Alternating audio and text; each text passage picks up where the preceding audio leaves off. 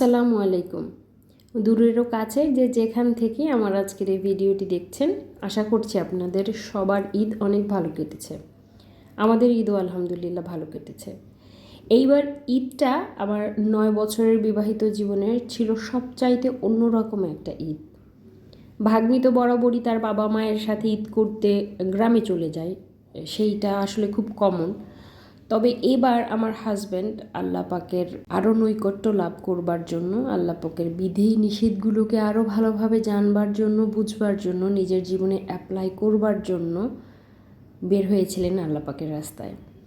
ওইদিকে ভাতিজিও ছিল না, সে গিয়েছিল তার মা আর ভাইকে নিয়ে নানু বাড়িতে ঈদ করতে। আর ভাইয়া ছিল ঈদের দিন, তবে বিকেলের দিকে চলে গিয়েছিল আবার শ্বশুর বাড়িতে। আম্মু আব্বু যেমন ছিল তাদের বাসায় একা, আমি ছিলাম আমার বাসায় একা। তো বাবা মায়ের সাথে বের হয়ে গিয়েছিলাম চিড়িয়াখানাতে। আম্মু বলছিল যে সে অনেক বছর হয়েছে চিড়িয়াখানাতে যায়নি, তো নতুন কি কি এসেছে সেগুলো সে দেখতে যায়। আর যেহেতু বয়স হয়ে গিয়েছে বাবা মায়ের, অনেকটা দূরে যাওয়া, সেই ধকলটা নেওয়া, এত গরম, সব কিছু মিলিয়ে মনে হলো কি যে আমার বাসার খুব আশেপাশে, খুব কাছেই সহজে যাওয়া যাবে এমন জায়গাতেই যাই।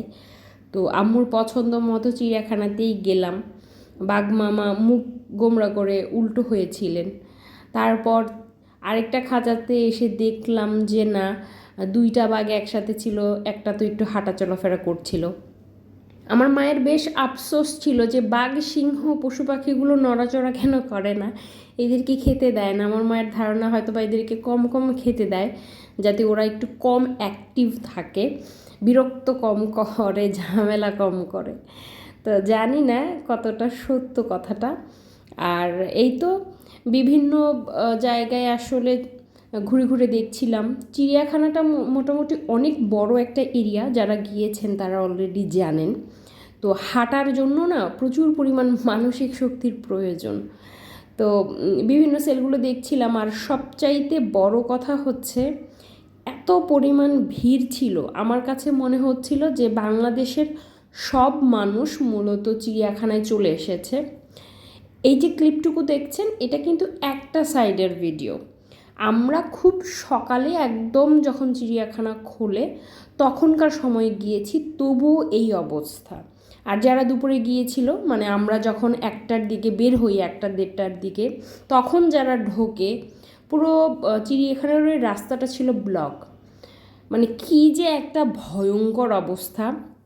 যাই হোক, হাঁটতে হাঁটতে ক্লান্ত হয়ে গিয়েছিলাম। বাসা থেকে আমরা তরমুজ নিয়ে গিয়েছিলাম, সেটা খেলাম, আর ভীষণ গরম ছিল। তারপরে আবার আমার প্রিয় লেসটা খেলাম, এটা আমার ফেভারিট।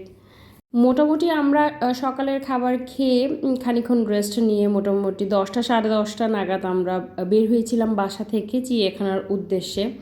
সকাল সকাল এসেছিলাম কারণ আমরা জানি যে প্রচুর পরিমাণে ভিড় হবে।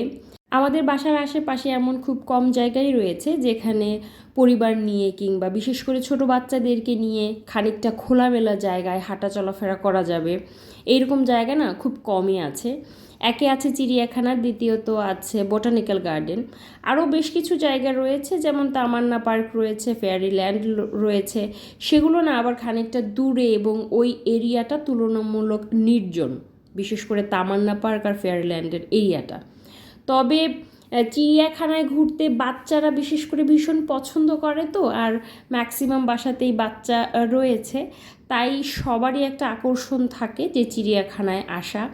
এরিয়াটা বড়, খানিকক্ষণ বসা যায়, বসে একটু আরাম করা যায়।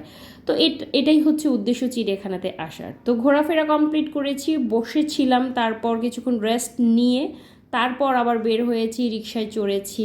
আম ভর্তা খেতে খেতে রিকশায় চড়ে বাবা মার সাথে ফিরেছি বাসায়। তো হাজব্যান্ড ছিল না বাসায়, একা ছিলাম, কিন্তু বাবা মায়ের সাথে সময় কাটাতে পেরে আবার ভীষণ ভালো লেগেছে। এটাও অন্যরকম একটা অভিজ্ঞতা ছিল। নর্মালি তো এইভাবে বাবা মাকে সময় দেওয়া হয় না।